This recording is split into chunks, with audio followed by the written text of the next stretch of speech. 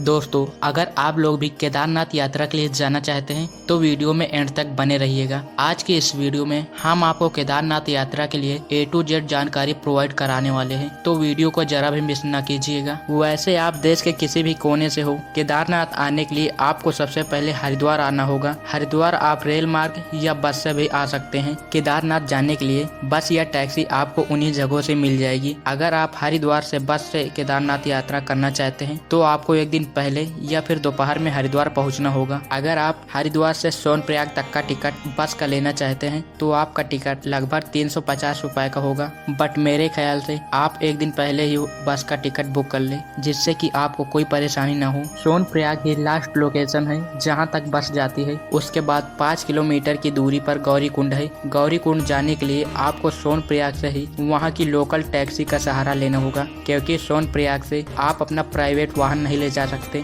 ये बसेस आपको लगभग 5 बजे तक सोनप्रयाग पहुंचा देंगी। अब आप सोनप्रयाग में पहुंचने के बाद आपके पास दो ऑप्शन है, या तो आप सोनप्रयाग में स्टे करें या फिर 5 किलोमीटर दूर जाकर गौरी कुंड में स्टे कर सकते हैं। लेकिन मेरे ख्याल से आप सोनप्रयाग में ही आपका स्टे करना बेस्ट ऑप्शन रहेगा। सोनप्रयाग में स्टे करने के लिए आपको होटल की जरूरत होगी। मई और जून के महीने में होटल मिल पाना बहुत ही मुश्किल है, और मिलेगा भी तो उसका रेंट बहुत ही हाई रहेगा। इसलिए मेरे ख्याल से आप डोरमेट्री में बुक कर सकते हैं। डोरमेट्री में आपको एक गद्दा, एक रजाई और एक तकिया बड़े आराम से मिल जाएगा। यहाँ पर कोई बेड की फैसिलिटीज तो उपलब्ध नहीं है, आपको जमीन पर ही लेटना होगा। डोरमेट्री का रेंट 250 से 300 रुपए पर पर्सन का रखा गया है। अगर आपके पास बजट नहीं है तो मेरे ख्याल से आप डोरमेट्री में स्टे कर सकते हैं। डोरमेट्री में स्टे करने के बाद आप नेक्स्ट डे केदारनाथ यात्रा के लिए जा सकते हैं। केदारनाथ यात्रा जाने के लिए मेरे ख्याल से आप सुबह जितनी जल्दी हो सके उतनी जल्दी उठ जाएं। अप्रॉक्सिमेट 2 या 3 बजे आप केदारनाथ यात्रा के लिए निकल लें।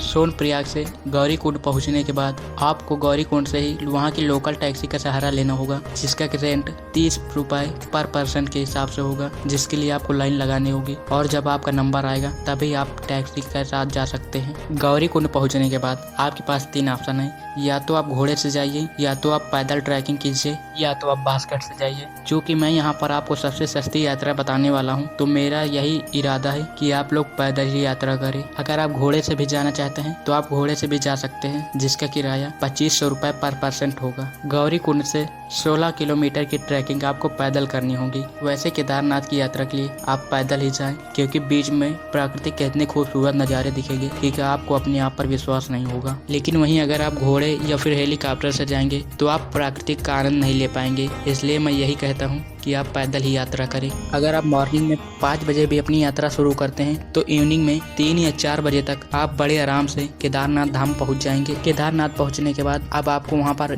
एक नाइट स्टे करना होगा, जिसके लिए आप रूम या होटल बुक कर सकते हैं। रूम या होटल के लिए आपको 4 से 5 हजार रुपए पर पर्सन देना होगा। वहीं डोरमेट्री की बात करें तो लगभग 600 रुपए पर पर्सन का होगा। इनमें से जो भी ऑप्शन आपको सही लगे, आप केदारनाथ पहुंचने के बाद तुरंत इन सभी को बुक कर दीजिए। अगर आप इवनिंग में ही दर्शन करना चाहते हैं तो आपको भोलेनाथ की शिवलिंग के दर्शन नहीं करने दिए जाएंगे, आप बाहर से ही दर्शन कर सकते हैं। अगर आप शिवलिंग का दर्शन करना चाहते हैं तो आप मॉर्निंग में 5 बजे से वहाँ के कपाट खोल दिए जाते हैं, उसके बाद लाइन लगाइए और आप दर्शन कर सकते हैं। तो अब हमारा सवाल ये उठता है कि केदारनाथ यात्रा जाने के लिए आपको कौन कौन सी आवश्यक चीजें ले जाना चाहिए। सबसे पहले हम आपको बता दें कि अगर आप किसी भी मंथ में अपनी यात्रा कर रहे हैं तो सबसे पहले आपको गर्म कपड़े जरूर ले जाना चाहिए। और अगर आपके पास रेनकोट है तो रेनकोट भी जरूर ले जाए, क्योंकि 16 किलोमीटर के ट्रैकिंग में वहाँ का मौसम कब बदल जाए किसी को पता नहीं है। और शूज पहन के अवश्य जाएं, क्योंकि 16 किलोमीटर के ट्रैकिंग पहाड़ों की बहुत ही कठिनाई भरी होती है। तो हम आशा करते हैं कि आपको अब केदारनाथ यात्रा की पूरी जानकारी पर्याप्त हो गई होगी।